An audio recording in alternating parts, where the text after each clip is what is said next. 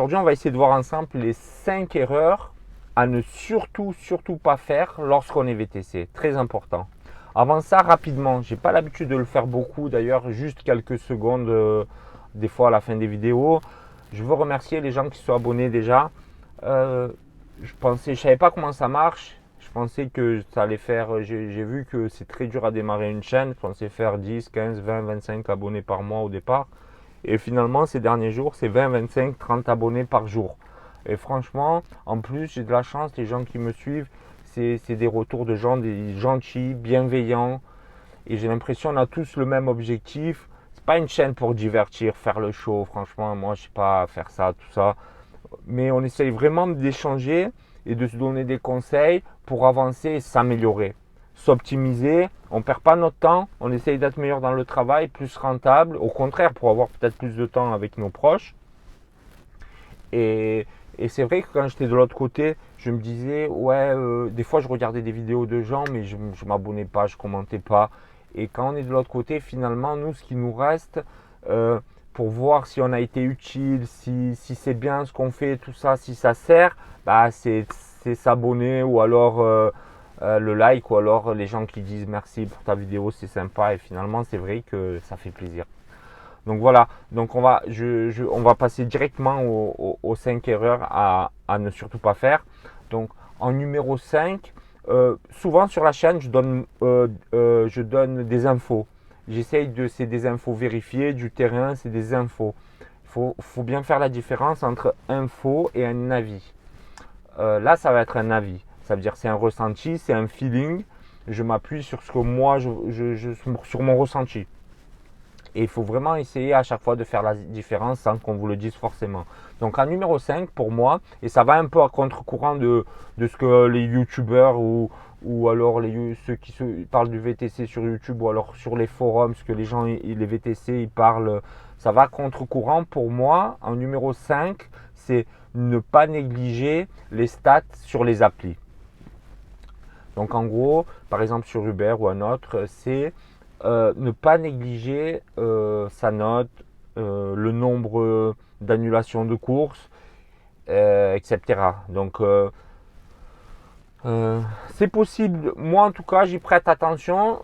Franchement, sincèrement, je m'interdis de croire que Uber, qui est là uniquement pour faire de l'argent, Uber, c'est un intermédiaire qui gagne de l'argent. C'est pas juste un intermédiaire. Ils sont là, ils gagnent de l'argent sur la course que vous allez faire. Je m'interdis de croire qu'ils ne vont pas privilégier les bons chauffeurs.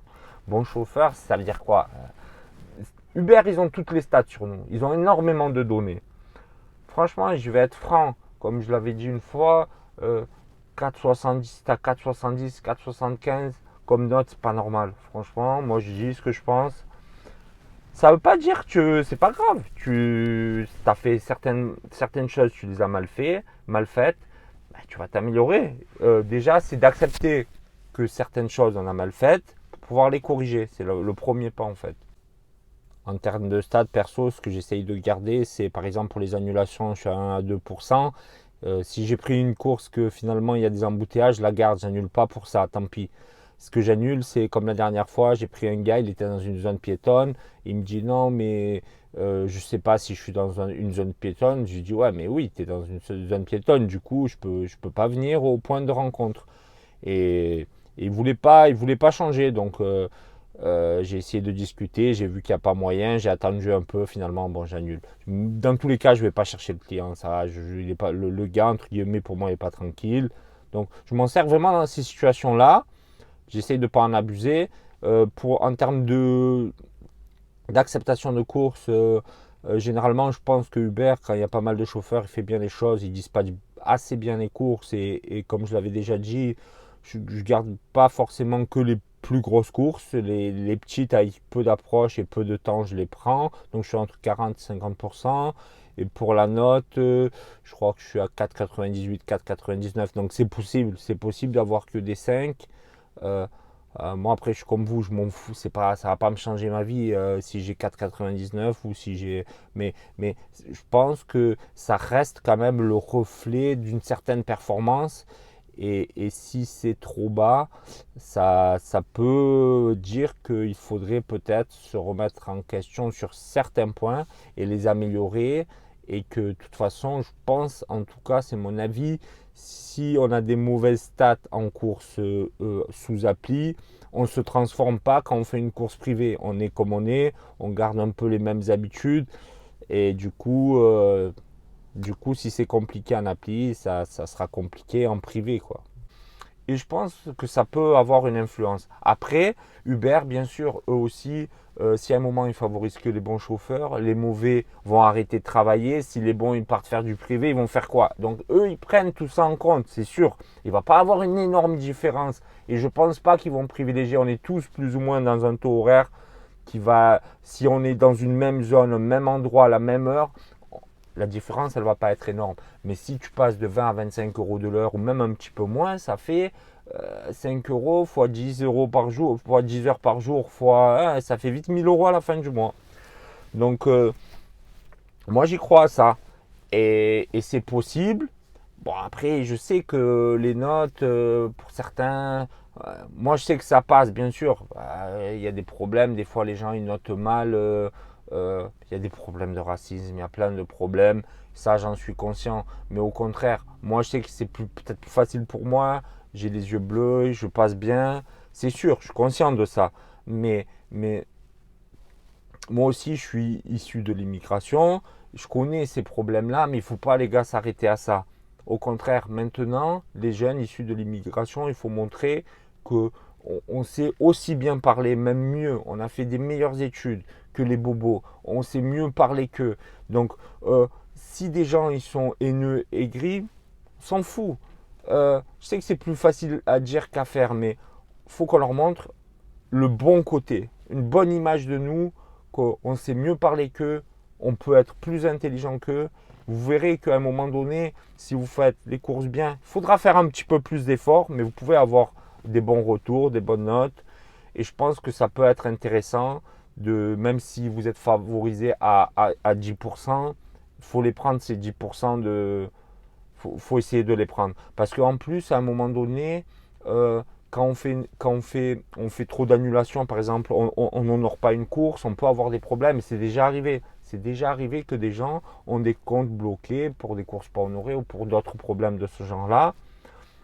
Et du coup, j'en viens à la quatrième erreur à ne pas faire. Ça tombe bien, c'est ne pas compter uniquement sur Uber.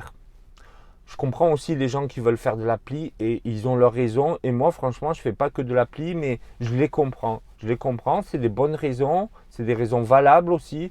On veut faire on, off, quand on veut, tout ça, etc. Je comprends. Mais alors, déjà, dans un premier temps, il y a d'autres applis qui marchent aussi. Il y a Bolt, il y a Hitch. Familiarisez-vous avec les autres applis aussi. Pas si demain ton compte Uber il est coupé pour X raisons, tu te retrouves, certains ils ont des crédits à payer, etc. Ils se retrouvent, c'est très délicat pour eux. Donc il y a d'autres applications qui marchent très bien. Moi j'ai un ami VTC donc sur Paris, Farad, dédicace, et il avait commencé, il faisait énormément de Uber et finalement il me disait la dernière fois que Bolt il en est très content et au final il fait plus de Bolt que de Uber. Donc à vous de voir c'est laquelle est mieux, ou les deux en même temps ou les trois en même temps. On fera une vidéo sur une appli vs 3 applis en même temps. En tout cas de ne pas compter uniquement sur une appli, et par exemple aussi encore mieux pour ceux qui le souhaitent du coup faire un peu de privé. Là, ça peut être encore mieux de ne pas compter que sur Uber et de faire des courses privées. Et même si vous pouvez faire un entre les deux aussi, c'est-à-dire que de temps en temps, il y a un client que vous êtes allé chercher à l'aéroport, que vous avez ramené à l'hôtel. Vous voulez faire une bonne course, le client il a pris Uber, mais vous le sentez quand même, c'est un gars, il est assez aisé ou peu importe, vous sentez que ça peut passer en privé. Si on prend comme ici, nous, jusqu'à l'aéroport, 50-55 km, 120 euros, franchement, ça fait du bien dans la recette de la journée. Même si de temps en temps, on fait un 120 euros en 50 km, au niveau de la rentabilité, ça nous met bien, ça fait plaisir.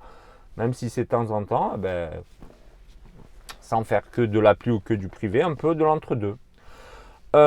En troisième position, la troisième erreur à ne surtout pas faire, négliger l'accueil du client. Négliger l'accueil du client, ça veut dire quoi?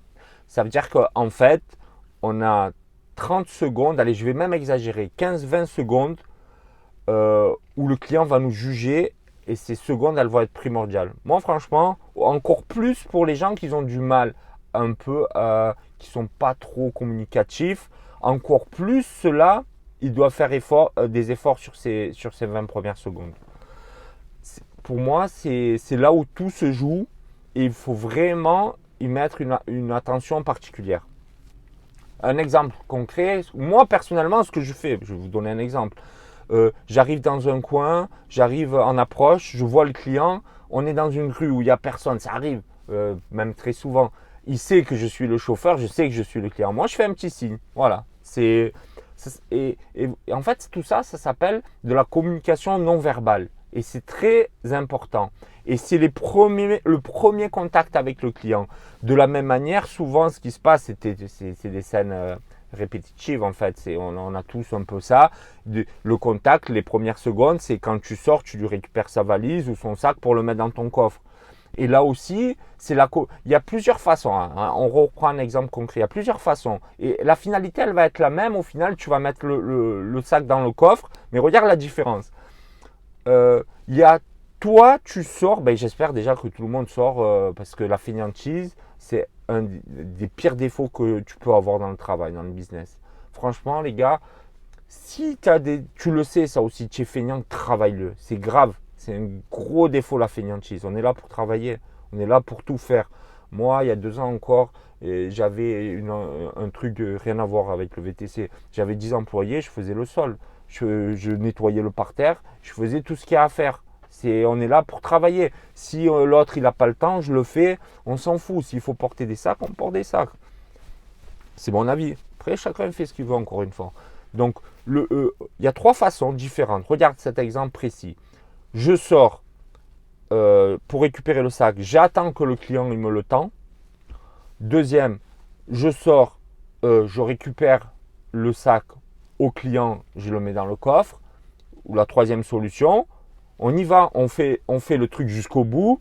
Tu sors, tu prends le sac au client, pas la peine, c'est bon, en plus, c'est peu importe, même si c'est un homme, et encore plus c'est une femme, c'est pas la peine de demander, oui, c'est lourd, oui, tu prends, vous inquiétez pas, je m'en occupe, d'abord tu ouvres la porte, tu fais rentrer genre la cliente, tu prends l'initiative, tu es déterminé, c'est sûr, il n'y a pas de... Et ça aussi, c'est la communication non verbale. C'est bien, tu crois que le client, il ne va pas le ressentir si toi, tu avais l'intention 100% de le faire. Genre, tu n'as pas de doute, quoi. Tu vas, tu prends le sac, installez-vous, madame, moi, je m'en occupe de votre sac. Et tu le mets dans le sac, dans le coffre. Et là, une fois toujours la cliente, elle est rentrée. Donc là c'est toujours ces 30 premières secondes. La cliente, elle est rentrée, bien sûr, ça sent bon, le véhicule est nickel. La musique, moi perso, franchement, souvent en ce moment, bon, des fois j'en ai un peu marre, mais c'est des musiques qu'on n'a pas. Moi, je mets Louis Armstrong, je le mets en boucle. Je me prends le best-of sans chanson, là, sans musique, Louis Armstrong. Le son très bas et les gens ils aiment tous. Franchement, les anglophones encore plus. Donc je mets Louis Armstrong très très bas, c'est un exemple. Si tu sais pas quoi mettre, essaye. Et donc toujours dans ces 30 premières secondes, il est rentré, ça sent bon, la petite musique tranquille. Toi, tu es sorti, tu l'as accueilli, tu lui as fait le signe, tu l'as accueilli, tu as mis le sac dans le coffre. Bien sûr, quand tu es sorti, vous allez bien, un petit mot, ça va, c'est pas dur de dire vous allez bien. Même si tu n'es pas communicatif, tu as du mal à parler, c'est bon. Au contraire, c'est plus tu as du mal, plus ça c'est important. Parce que ça va te permettre de quoi? C'est une fois que tu as fait ça, le client il est rentré, tu as la petite musique qui s'est installée, ça sent bon, tout ça. C'est in the pocket. C'est fini. Le client, il est, comme on dit, tu l'as pêché. Il est pêché, tu l'as ferré. Voilà. Et du coup, le travail, il est fini. Si tu es un mec, tu es un gars, tu n'es pas trop communicatif, et encore une fois, c'est pas dans le VTC, on n'est pas obligé. C'est obligé d'être poli. Ça, c'est obligatoire ce qu'on a vu avant. Après, si tu n'aimes pas trop parler, au contraire, tu fais ça. Et si tu veux, tu parles plus, c'est fini. Toi, le client, tu l'as ferré. Il est dans ton, il est dans ton épuisette. Voilà, c'est fini. C'est in the pocket. Ça va même souvent, pas souvent, ou des fois, ça va te permettre de faire une petite erreur que le client ne va pas t'en vouloir parce que tu as fait ce qu'il fallait faire. Et après, c'est sûr que plus tu es un gars qui communique, tu vas dégager une sympathie. En fait, plus ça sera facile. C'est un peu comme une note. Il y a une note. Si tu fais mal les choses dans ces 30 premières secondes, tu vas partir avec -5 ou -2. Après, c'est dur d'avoir la moyenne quand tu pars avec un handicap de -5. Tu peux le faire si tu as d'autres qualités, justement. Si tu as mal fait un truc, ben, je sais pas, tu étais au téléphone, ça peut arriver, même si tu essaies de faire attention à ça. Tu étais au téléphone, tu n'as pas été trop attentif à ton client parce que tu étais avec une course privée, que le gars demain veut te réserver je sais pas combien de kilomètres, et tu t'es un peu distrait, et tu n'as pas fait ton protocole, on va dire, que tu fais d'habitude, eh ben c'est pas grave. Aller dans la voiture, tu vas pouvoir récupérer le coup. Mais ceux qui ont un peu plus de mal, au contraire, mets le paquet sur ça. Mais ça, c'est des petits conseils pour moi, je trouve. C'est des petits conseils que tu peux mettre en place directement demain matin et qui peuvent t'apporter. Et au final, même si ça ne va pas t'apporter une bonne note, la bonne note, tu t'en fous. Le pourboire, tu t'en fous. Tout ce que ça peut t'apporter, tu as le droit de t'en foutre. Mais au moins, tu t'en fous pas d'avoir une course tranquille. C'est pas possible. Tout le monde est content d'être tranquille dans son boulot. Ça va t'apporter quoi tout ça? Ça va t'apporter que te faciliter la vie dans ton travail. Ton client, quand tu as un client sur le dos que ça s'est mal passé dès le départ, franchement, pour des petits riens, il va être là, il va t'embrouiller. Franchement, là, tu te facilites la vie. Si tu passes une heure après avec lui, tu es tranquille. Toi aussi, tu as envie d'être tranquille dans le travail, je pense, et tout le monde. Donc, franchement, essaye d'y penser, de mettre ça en place si tu ne le fais pas déjà. Que je pense qu'il y en a beaucoup qui le font déjà. Ils vont se retrouver dans tout ça. Ceux qui ont un peu plus de mal, ils peuvent se servir concrètement de ça directement. Numéro 2, et ça, alors celle-là, c'est une erreur à ne surtout pas faire. Et c'est très important. C'est négliger l'état de propreté de son véhicule. Ça, c'est quelque chose, une info vérifiée par contre. Et j'ai vu récemment, j'ai plus le lien, je sais plus où j'ai vu ça, mais c'était un sondage, il me semble, je suis pratiquement sûr que ça avait été commandé par Uber, je crois. Il demandait justement aux clients, c'est quoi la chose la plus importante et qu'est-ce qu'ils attendaient de la part d'une voiture de VTC ou d'un VTC en général. Et c'était pas une belle voiture ou je sais pas quoi. La réponse, est loin devant les autres, c'est la propreté. Extérieur, intérieur. Et je pense encore plus, pour moi, je trouve que l'intérieur, c'est encore plus important que l'extérieur. Extérieur, bien sûr, à un moment donné, après les jours de pluie, quand il y a la boue, il faut de suite, il faut s'en occuper. Mais des fois, ça arrive, on récupère quelqu'un sur, genre où il y avait de la terre, un parking avec un peu de poussière, la voiture, elle prend la poussière, il y a du travail, on n'a pas forcément, ça passe. Pour moi, je trouve que ça passe. Il y a un peu de poussière sur la voiture parce qu'on a pris le sable, on ne va pas se ruer à la laverie, on n'a pas le temps.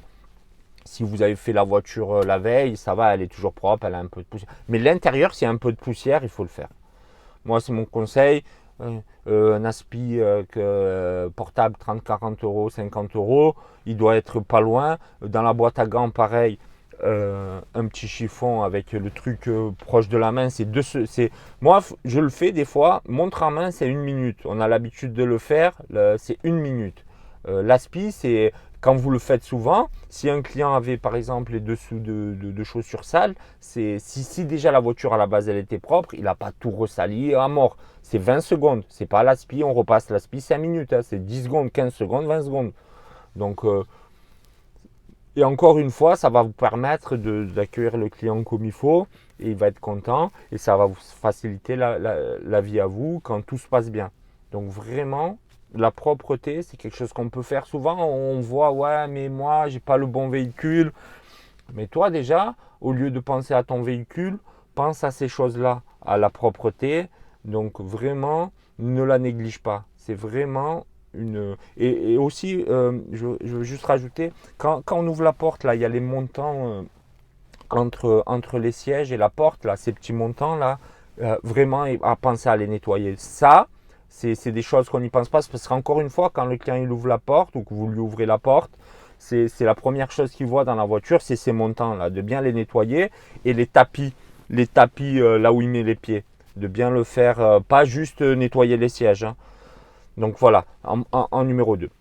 Et en numéro 1, du coup, ce que je vais choisir, et c'est vrai que moi, du coup, ça revient souvent dans, je sais que ça va, pour ceux qui commencent à suivre les vidéos, ça revient souvent et ça reviendra souvent. Et moi, j'en parlerai tout le temps. Voilà. Si les gens ils peuvent retenir une chose de cette chaîne, moi, ça sera ça. Ça sera la plus grosse erreur pour moi qu'un VTC il peut faire, c'est négliger la rentabilité.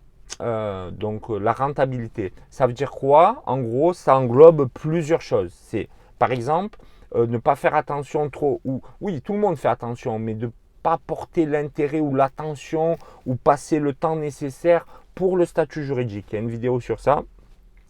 Pour le choix de la voiture, il y a une vidéo aussi pour ça. Et toujours dans le sens de la rentabilité, je parle, hein. Je parle de la rentabilité, le rapport qualité-prix, diminuer ses charges de carburant, essayer de trouver un compromis. Moi, je comprends. Des fois, il y a des voitures qu'on n'aime pas, elles ne plaisent pas. Est-ce qu'il faut acheter une voiture qui ne nous plaît pas, rouler tous les jours avec parce qu'on est très rentable avec? Peut-être qu'il y a un juste milieu aussi.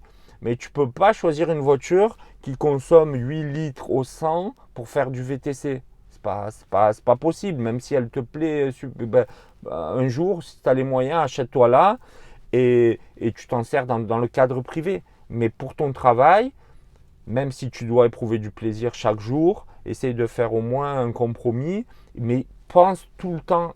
Moi, c'est vraiment le conseil que je donne. Pense à la rentabilité au niveau de ça. La rentabilité aussi, ça englobe quoi encore? Pas seulement ça, ça englobe le choix des courses. Ça englobe la zone dans laquelle tu travailles. J'avais eu des questions où des gens ils me disaient il n'y a pas de course. Mais en fait, en parlant, en fait, ils n'allaient pas dans les bonnes zones. À un moment donné, réfléchis. Si ça sonne jamais, essaye d'aller dans d'autres zones.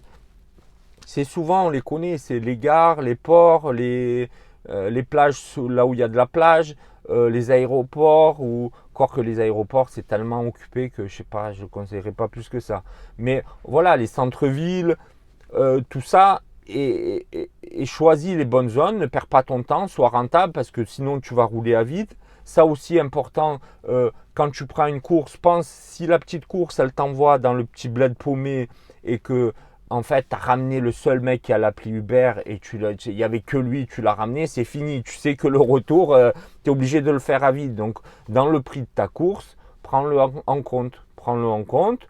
Prends en compte du coup les approches longues, les approches courtes. Et ça aussi, pareil, tu peux le faire, de réfléchir au moins réfléchis à ça. Et réfléchis à la rentabilité. Dès demain, tu peux te dire, si genre tu es dans une ville, je sais pas, si tu es à Paris, ça sonne beaucoup plus, tu as un peu les choix des courses. Essaye de te dire, je vais prendre des courses. Essaye différentes techniques. Je vais essayer de prendre des courses avec des approches courtes, voir ce que ça donne. Si surtout si c'est dans des zones où on a le choix, on peut se permettre parce que rouler à vide pour les approches, faire beaucoup de kilomètres ou beaucoup de temps dans l'approche, c'est pas rentable. Donc ça, il y a pas mal de vidéos du coup déjà sur la chaîne qui parlent de tout ça et c'est vrai que j'en parle souvent. Donc je te conseille de les re-regarder et puis voilà. Et surtout, au final, il faut se rendre compte de ses erreurs et même pour les anciens qui ont déjà un peu roulé, ça peut arriver. On ne réfléchit pas en termes de rentabilité. C'est pas forcément quelque chose qui est inné chez tout le monde. Ou même, moi, je sais que j'étais pas du tout rentable quand j'ai commencé mes activités à travailler à mon compte. C'est des choses qui s'apprennent au fur et à mesure et on y accorde de plus en plus d'importance. Et c'est de dire oui, c'est vrai, j'ai fait des erreurs, je l'accepte et je les corrige. Et c'est grâce à ça que je vais progresser, accepter qu'on a fait des erreurs et les corriger. Voilà. Donc c'était pour moi ces 5 erreurs-là et essayer de les corriger de suite, de mettre en place, de réfléchir au moins sur ça. Et je pense que tu peux progresser, ça peut t'apporter des résultats immédiats. Donc voilà pour la vidéo, on se retrouve pour des autres vidéos très prochainement. Encore une fois, merci à tout le monde et à bientôt.